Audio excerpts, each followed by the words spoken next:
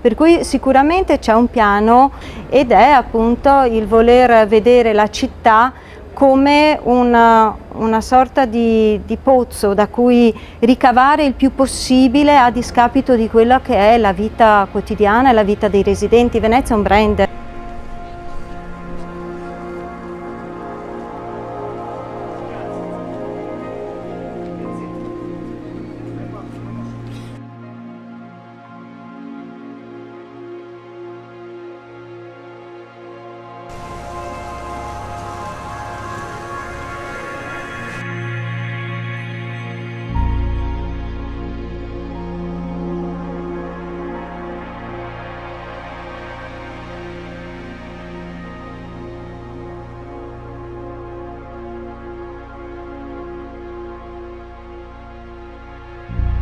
Una massa turistica che rischia di scacciare dalla città storica gli ultimi residenti, un'area ambitissima all'ingresso della città che potrebbe trasformarsi per la sua ubicazione strategica in una gallina dalle uova d'oro allevata col becchime della speculazione, un inquinamento storico della terraferma che prende il volto di uno spettro immortale, una politica ed una amministrazione cittadina che con la potente complicità del livello nazionale rendono sempre meno leggibile il confine tra l'interesse pubblico e quello privato, tra l'interesse lecito e quello illecito.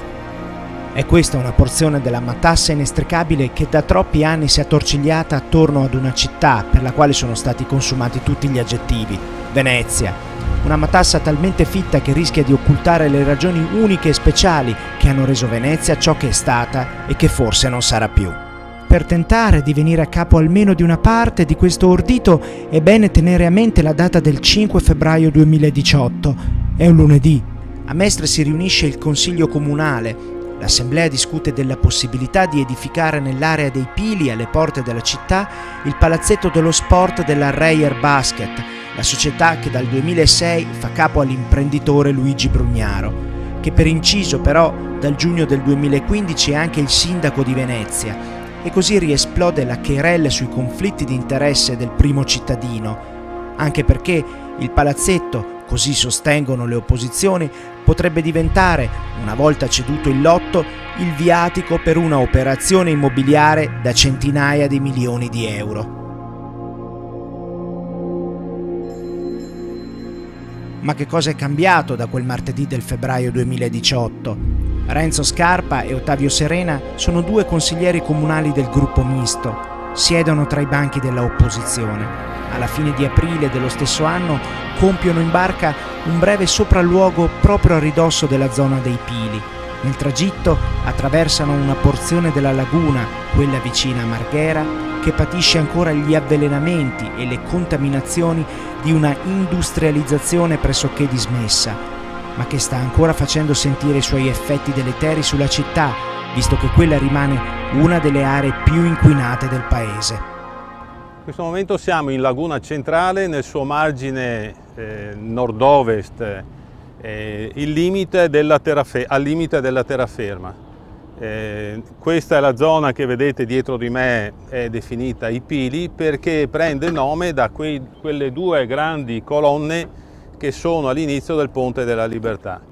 La valenza strategica è evidentemente quella di Porta di Venezia, nel senso che è l'ultimo ambito prima del ponte, quindi prima di Venezia, e può servire appunto da parcheggio, da zona di ricevimento dei visitatori assieme a tutte quelle attività che appunto sono legate al turismo e alla visitazione di Venezia. E si nota la differenza tra il fango della Barena com'è nello suo stato naturale e le opere che sono state realizzate dall'uomo, ovvero dal Consorzio Venezia Nuova per conto dell'ex magistrato alle acque. E voi vedete quelle burghe costituiscono il contenimento a quello che c'è a monte. Perché? Perché quello che c'è a monte è estremamente inquinato e non deve percolare in acqua. Lì sono stati sotterrate quantità immani, si parla di 1 milione di metri cubi di sostanze varie, dai rifiuti industriali ai rifiuti urbani, a fosfogessi, perfino le vasche con cui si realizzavano i fosfogessi sono state sotterrate lì dentro. E quindi si sa della potenziale pericolosità, ma non si conoscono ancora le reali potenzialità, perché servirebbe un'opera di caratterizzazione del terreno con carotaggi fatti molto vicini l'uno all'altro per appunto determinare che caratteristica definitiva e particolare e precisa ha questo terreno. La faccenda non è di secondaria importanza. Quanto inquinata è l'area dei Pili? Quanto inquinata è la parte riferibile al sindaco? I costi della bonifica spettano a lui? Le opposizioni ritengono di sì. Il primo cittadino ritiene spettino allo Stato o eventualmente a terzi, in ragione degli accordi sottoscritti al momento dell'acquisto. Ed è in ragione di questa indeterminatezza che è scoppiata la polemica. Le minoranze accusano la giunta di pensare a un cambio d'uso che valorizzerà l'area del sindaco, perché ipotizzano che quell'otto non solo potrebbe essere interessato dalla costruzione della nuova arena del basket, ma perché lo stesso, sempre nelle mani di società riferibili al primo cittadino o eventualmente ceduto poi ad altri, potrebbe ospitare altre strutture. In soldoni, l'addebito è quello che il primo cittadino possa far leva sulla sua carica per promuovere i suoi interessi privati e quelli di soggetti eventualmente a lui legati. L'altra partita però riguarda proprio le bonifiche. Il business, infatti, questo è il sospetto delle opposizioni, non potrebbe andare a bersaglio se il privato fosse obbligato a rendere sana l'area, il che però potrebbe avere costi immani, sempre che questi non ricadano sugli enti pubblici, con evidente aggravio per la collettività. Ed è in forza di questa situazione di grande incertezza che proprio le opposizioni chiedono chiarezza alla Giunta.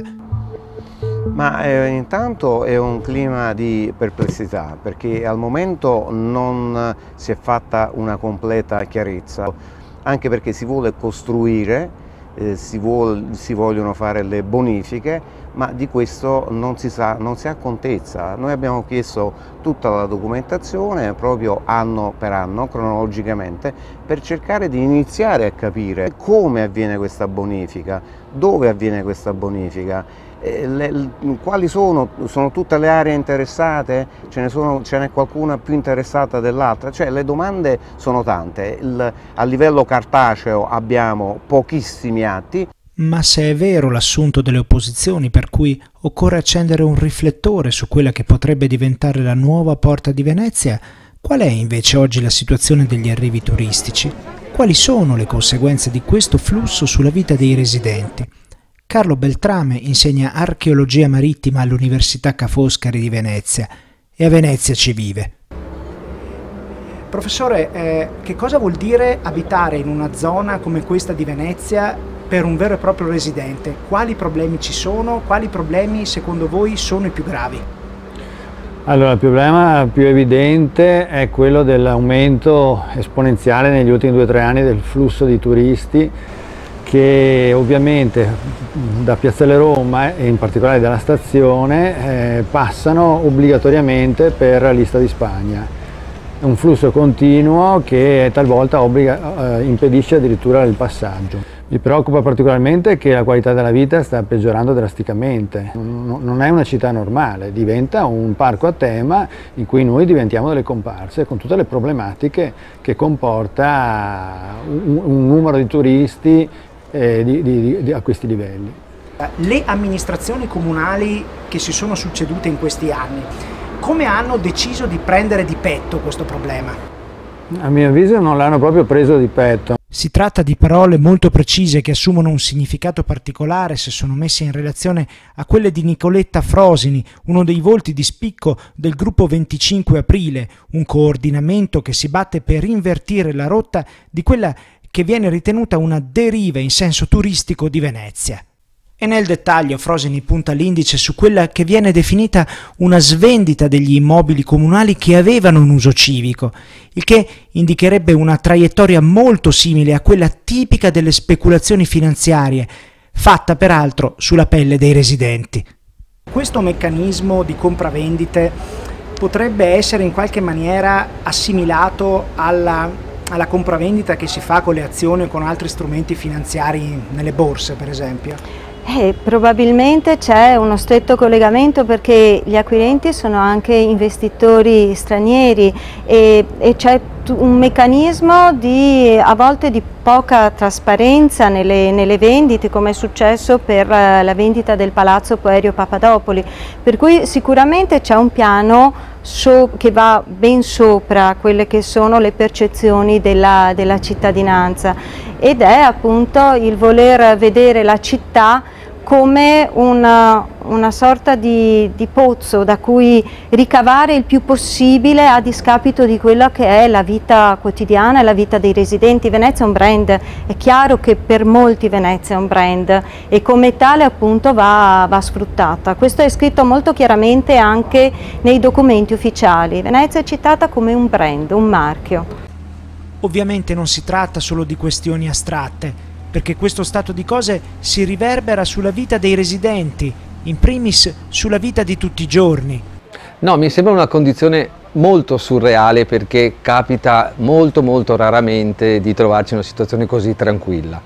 Ormai la città di Venezia, non solo più nelle parti centrali, che può essere il Ponte di Rialto, la Piazza San Marco, le zone più centrali, non solo loro, ma ormai un po' tutta la città è diventata un passaggio continuo di turisti. Noi siamo arrivati al punto tale che io, quando è sabato e domenica, non penso, io e mia moglie non pensiamo minimamente di uscire dalla casa, perché per strada ormai non cammini più, devi cominciare a spingerti in mezzo a turisti. Se poi decidiamo di prendere la barca, nei canali tra gondole e taxi non passi più. Se vai in laguna c'è un moto ondoso tale che o hai una barca grande che poi non puoi parcheggiare all'interno della città, o non vai. Se monto su un battello è pieno stracarico di turisti, quindi sei ingabbiato in una città meravigliosa, ma comunque sei in una sorta di prigione.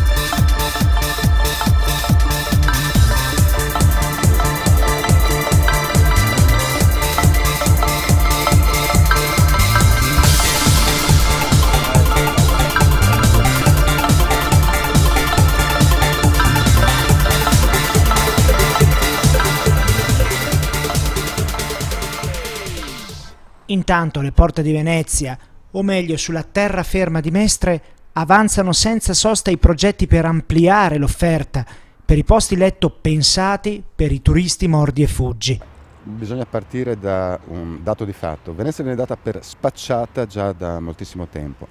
Anni fa qualcuno aveva anche organizzato un finto funerale di Venezia, a mio parere sbagliando, perché l'odore di sangue, l'odore di cadavere storicamente attira simpatiche creature di cielo, di mare, di terra, come gli squali, gli avvoltoi e sciacalli, se vogliamo aggiungere, creature di terra che a volte hanno sembianze umane, faccendieri, politicanti di un certo tipo, che non vuol dire uomini politici ma politicanti. Lo scandalo del Mose ne ha dato una dimostrazione eclatante, ma sicuramente non è l'unico esempio di faccendieri politicanti per l'appunto che usano Venezia come terra di conquista, come preda, e sulle cui spoglie si sono avventati già da molti anni. Uno dei fronti che sta diventando caldissimo a Venezia e dintorni è quello delle bonifiche della ex zona industriale, della zona industriale di Marghera. Sì. Quanti appetiti potrebbero concentrarsi o si sono già concentrati attorno a quelle aree e nel sottosuolo di quelle aree? Sono enormi gli appetiti, perché enormi sono le cifre necessarie. È chiaro che gli appetiti lì ci sono, non esiste ancora prova provata di un reato, ma terremo gli occhi aperti perché le bonifiche vanno fatte e non c'è dubbio che debbano essere fatte. Il punto è chi le dovrà pagare. Allora faccio un esempio, ci sono due contenziosi aperti, fra l'attuale sindaco di Venezia in quanto imprenditore, proprietario di terreni che vanno sicuramente bonificati, in cui la società proprietaria dei terreni, che è proprietà del sindaco, contesta la posizione del Ministero dell'Ambiente che dice: tu privato alcuni lavori li devi fare perché hai comprato quelle terre per 4 soldi e le hai comprate per 4 soldi sapendo che erano inquinate, ben consapevole del fatto che alcuni lavori di bonifica devi farli tu privato. No, in sede di giudizio la posizione della società del sindaco è no, pagherà il contribuente. Questo rimane da vedere, lo decideranno gli organi dello Stato, TAR nel caso di specie il Tribunale Amministrativo Regionale, però la posizione è quantomeno anomala.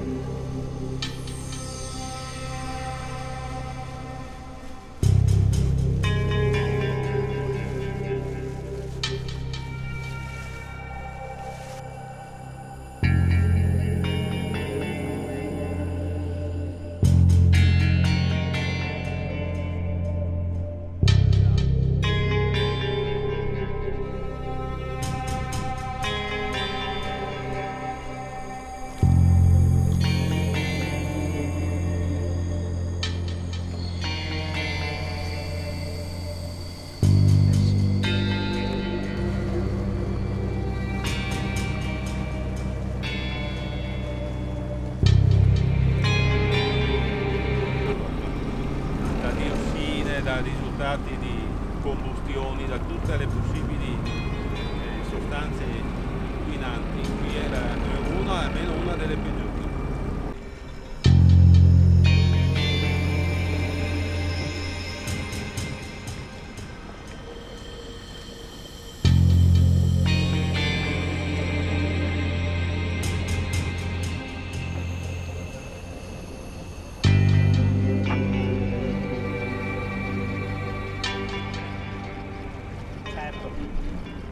Tuttavia, tra le calli di Venezia c'è chi, come il liutaio William Marinello, si muove anni luce dai lidi della standardizzazione.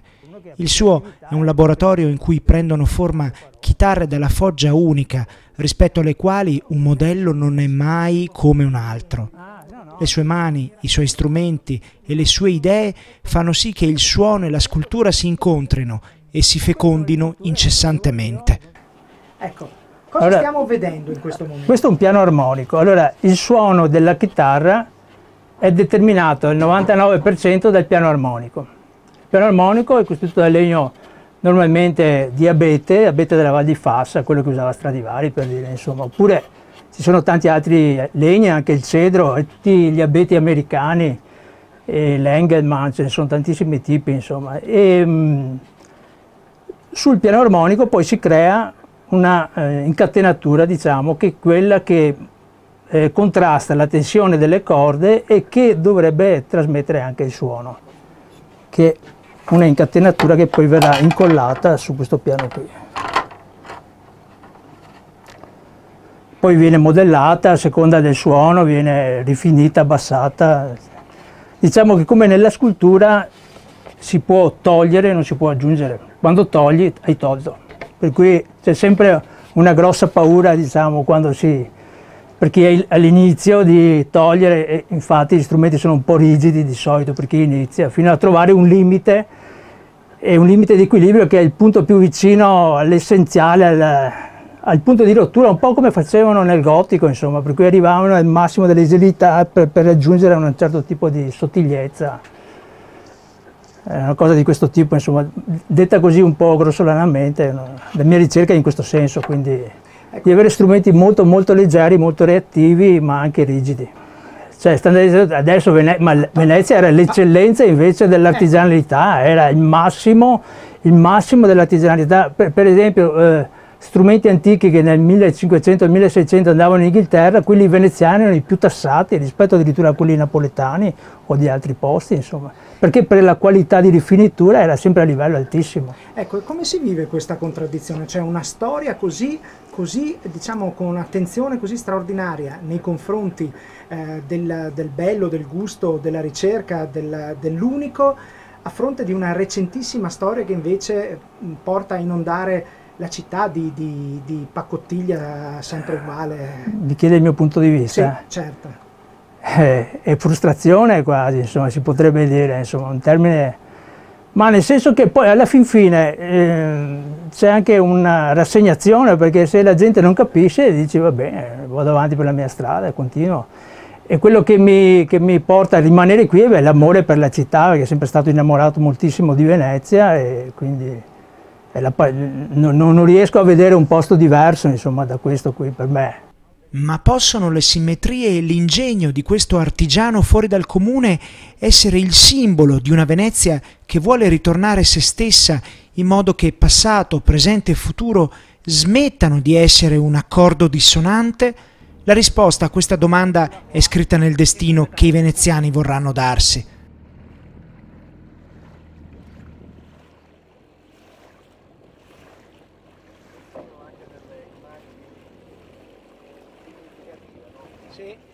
Durante la realizzazione di questo approfondimento abbiamo chiesto al primo cittadino di esplicitare il suo punto di vista rispondendo alle nostre domande. Purtroppo questo non è stato possibile, il sindaco appunto non ha risposto alle nostre domande, ci dispiace, ma evidentemente ce ne faremo una ragione.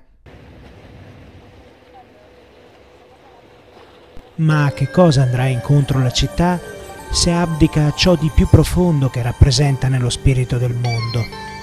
Lo storico Salvatore Settis ha descritto questo scenario con parole che lasciano poco all'immaginazione e che hanno la capacità di tramutare in colpa la noncuranza, in complicità il silenzio. Un silenzio che il sindaco di Venezia ha reso più impenetrabile, decidendo, pur invitato ripetutamente da chi ha curato questo approfondimento, di non dire la sua rispetto al grido d'allarme lanciato da molti suoi concittadini. Ma il monito di Settis rimane, anche se qualcuno tenta di ignorarlo.